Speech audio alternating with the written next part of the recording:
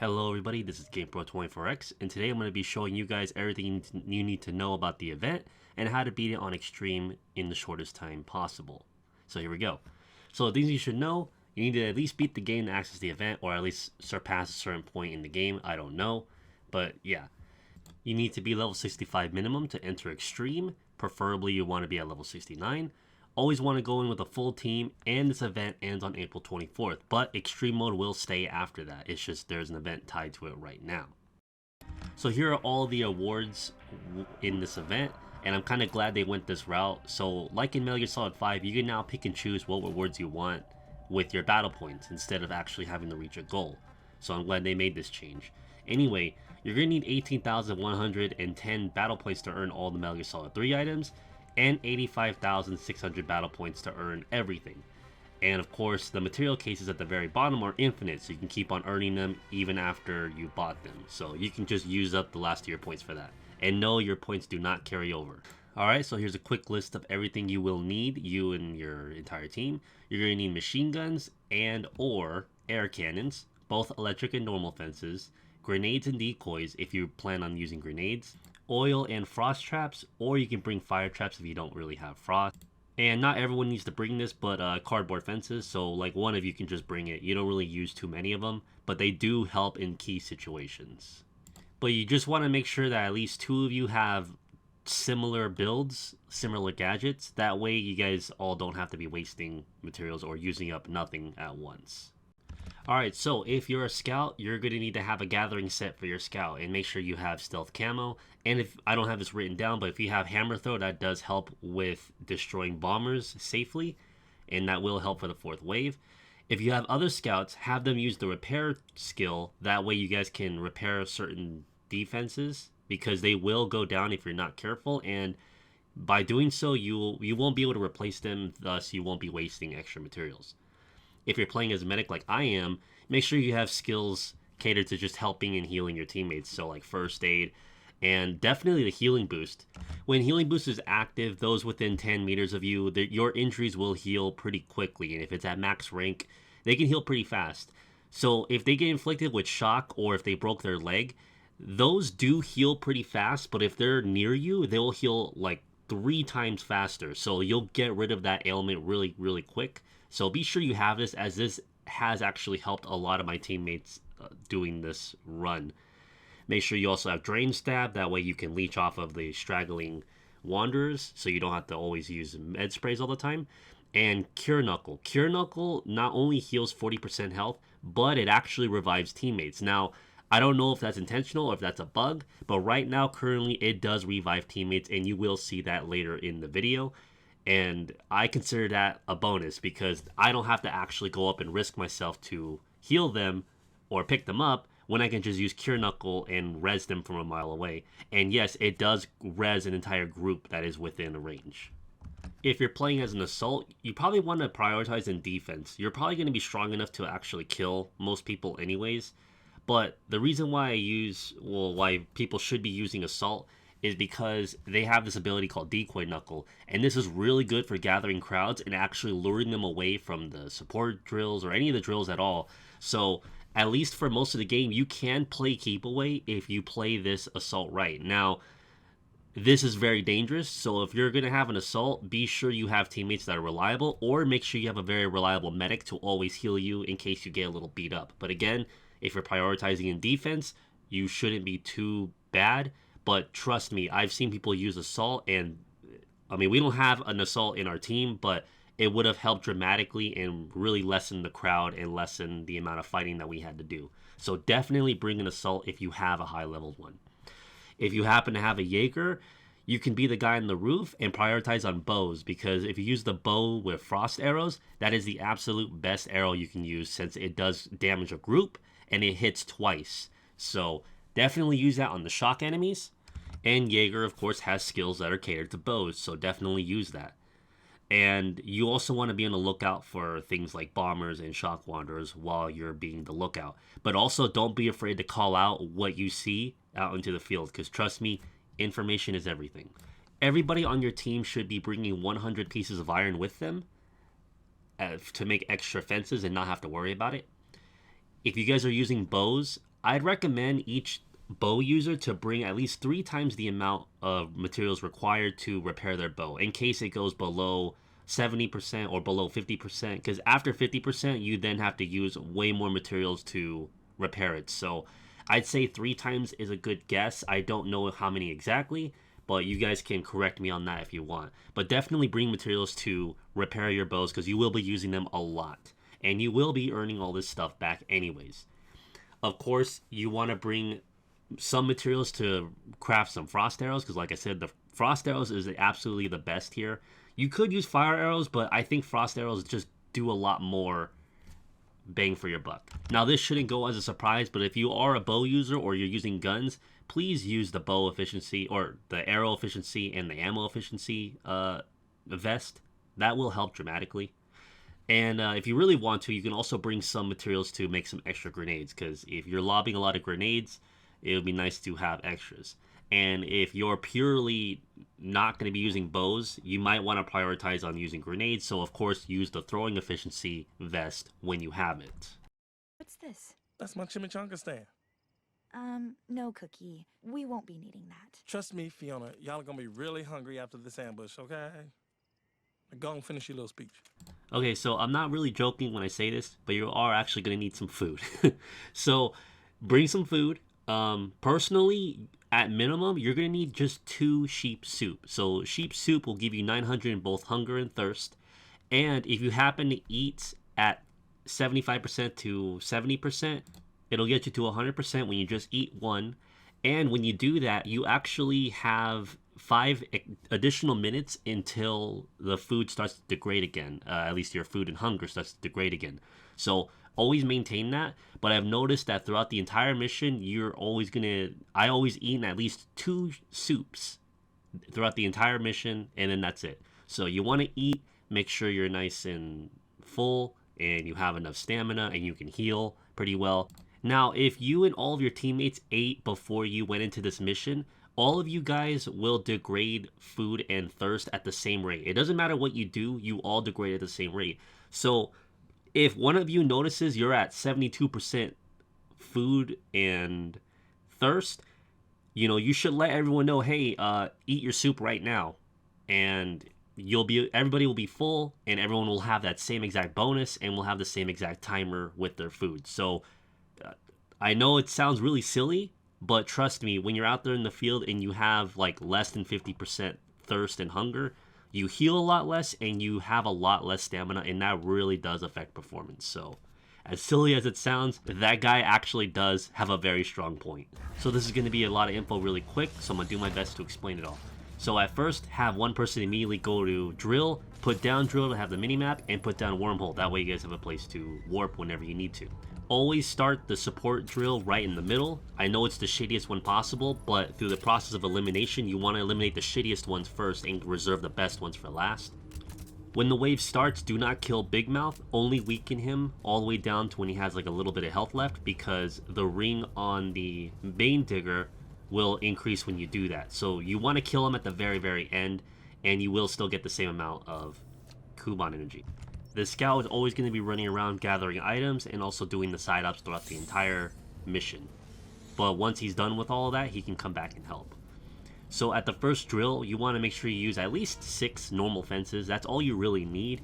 If you like I said, if you have a really good team, you should be able to handle it no problem, and that's the minimum you can use. And since you brought a lot of iron, you can always build more.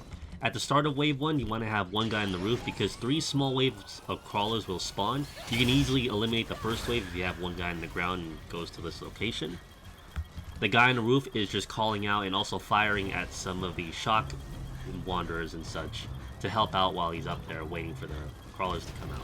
Also, don't forget to put a normal fence blocking the stairways to the roof if you're up there. That does help if they do happen to get through. But also just always pay attention to the minimap, and don't be afraid to call out whenever you're having any trouble. And definitely use a lot of decoys and grenades to help get rid of groups. The grenades will not be able to damage the shock enemies, but it will still get rid of the group of normal enemies. After wave 1, then activate the support digger on the south side, the one that has the fences already up. And you want to just add an additional 6 normal fences. That should be more than enough if you have a very capable team. Also, You want to block the stairway with oil traps. Now, if you place it right here correctly, the enemy will not be able to climb up on top of it. However, if they touch it, they will slip. So it will still be used, but it will actually buy you some time if some of them happen to slip through, and you'll see a little bit later when that happens. This is also where the first mortar will spawn, so also put down a turret dealing with the mortar, that way you guys don't have to personally deal with them yourself. And once again, pay attention to the map, use grenades, use decoys, and don't be afraid to call out whenever you need help. You always want to make sure you ask for help before it's too late. And trust me, it can be too late really, really quick.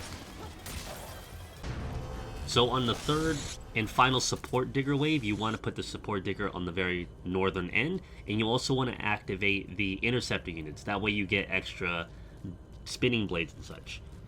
You also want to place the fences behind these white barricades, because essentially they do have to climb over these barricades, but these barricades are also indestructible. So that's very helpful for defending this drill. You'd want to put an oil trap in front of the spinning blades, that way they slide into it and the blades will do more damage to them as they try to get up and possibly kill them. Another mortar spawn is now opened up, so whoever put down a turret on the first mortar spawn, go ahead and place another one on the other one, and check the previous one as well. If it still has a lot of ammo, then you can just leave it alone. But yeah, once again, pay attention to the map, keep fighting. If you're dealing with the shock enemies, use your elemental melee, do not use anything else. And this is a very tough wave, so don't be afraid to call in the Shagalhod if you need the help, because you will have a lot of energy to spare. And most of the time we never even use Shagalhod because of how well we get this done. And we always end up leading with a lot of energy anyways. So again, it's not a bad idea to use Shagalhod if you really need it. After wave 3, go back and check on all the previous mortar spawns and add one additional machine gun turret to each spawn. Now, if you had 2 people that brought machine gun turrets, of course the second person will now put down theirs on each spawn, and there's a total of 3.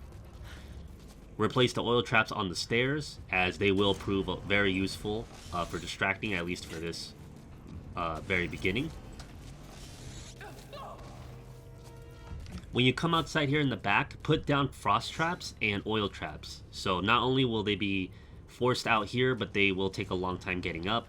And you also want to place down cardboard boxes or whatever else you have that could possibly distract them as much as possible. This is the wave where you do not kill anything, only the bombers and trackers.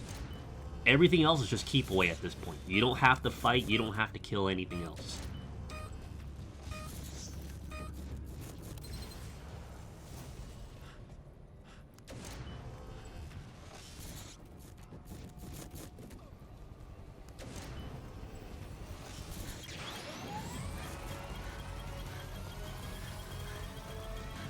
At the top of each stairway, put down an electric fence, since that has the most durability, and place down these air cannons, because what these cannons are going to do is that every time a wanderer comes up, it's going to shoot them, and it's going to keep pushing them until they fly out that window. It doesn't do damage to them, but the traps outside will, so they will slowly die. But again, at this point, the main goal is to just play keep away. Just make sure they don't get near the drill and just keep forcing them back. However, you will need to keep on the lookout for bombers and trackers. So if a bomber does get inside, be sure to backstab it, or else he will blow everything up. Do not leave anything to chance, and do not shoot it. Now, the left side of the air cannons is going to be the busiest, as you'll see. So that one's going to be the one that'll run out first. But when it does run out, you just replace it, and then you just continue on. Now, you always want to keep double checking with that, because sometimes some enemies will kind of slip by and the air cannon won't hit them. All you do is just poke them with the stick and get them back into line, and it'll just keep forcing them out. But yeah, replace when you need it, and if they do break through, be sure you have enough equipment to prevent them from getting on top of the roof. So just put down extra fortifications like the electric fences, cardboard boxes, whatever you need. The scout that was the side-up runner, he's going to be the one running out and dealing with the bombers before they get remotely close to the base at all.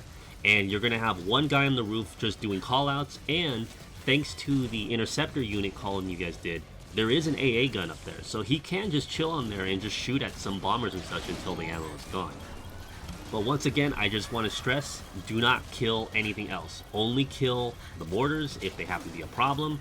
Only kill the bombers and the trackers. The rest of this game is just keep on. Also, for those of you who are using the scout with the repair tool, this is a great chance to start repairing these fences because these will go down really fast, and that will save you a lot of time in having to put down another one and potentially wasting more materials. So that fixing ability does come very, very handy, at least at this part.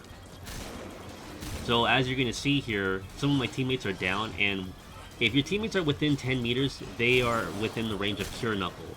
So again, due to Cure Knuckle being able to revive people, it actually does, it really does help having that ability. And it doesn't matter if you're above them or below them. So long as they're within 10 meters, you'll be fine. So you're going to see right here that I'm going to pick up these two team members, even though I'm above the balcony, but they are within 10 meters. There you go, see? Now, what does suck is that my first aid ability, which is if I was to go down there and pick them up myself, they'll have 90% of their health back. But with Cure Knuckle, it still just gave them 40% of their health and they came back up. But honestly, I don't mind that trade-off, so it doesn't matter. And finally, once you get near the end, you can actually withdraw once you hit S, and you will still walk away with all your rewards, all the BP and everything. So it'll just help shave off like 3 to 5 minutes per run. And if you've been collecting Iris throughout the whole game, you should be getting a lot faster, because we did get to S, but of course, we were here the entire time instead of leaving like 3 to 4 minutes earlier. But for the last few minutes before you guys leave, be sure you use up all the materials you have gathered throughout the whole mission. So build extra gadgets, build extra ammo, get whatever you need, because after that it's gone. So you might as well walk away with some extra gadgets so you don't have to waste more materials building more before the next game. And there you go. That is how you S-rank Extreme Mode. Now, I know it's a shit ton of information at once, and this is a very, very condensed video. This is normally like a 45-minute run, so I heavily condensed this. I will have a separate video of this exact run, but unedited, and for you guys to see exactly what happened and how we kind of deal things. Now, I'll admit, this is kind of like not our best run, but I would say it would help prove a point that even at our worst runs, it works fairly well. And at our best, we barely do much, so yeah. And if you guys don't already know, once you complete an extreme mode, you are guaranteed an epic item, whether it be a weapon or an armor piece. So there is some value into doing extreme. Alright, so when it comes to doing the event, you got easy, hard, and extreme. So easy will give you 600, hard gives you 1263, and extreme gives you 2400. So those are the battle point values for each difficulty. And of course, if you have the premium pass, it will give you 3 times as much battle points than before. Before, it used to give you double. So this event, hands down, gives you way more battle points and is practically the same battle point requirement as the previous event, but a lot faster, so to speak. And for those of you who are curious, here is a chart of what you're expecting if you happen to run on these difficulties, with and without the booster. So when you look at the chart, it's actually not too bad of an idea if you run it on hard. So don't be too discouraged if you can't do extreme. It's not the end of the world. You can easily grab everything you can by just doing the hard variant instead. I realize the extreme mode is very difficult, so a lot of you will struggle, but once you get it down, once you actually get used to it, you'll be able to run it no problem with a good team. But again, if you can't do it, and you can do hard, then do hard. There's no shame in that. And you still get a chance to get epics, it's just not as high as an extreme mode. And my little tip for those who are doing hard, where I place the oil traps on the stairs, you can put the sandbags there and you can do a drop attack with drill hammers, and you'll end up just killing crowds that gather up in the corner of those stairs.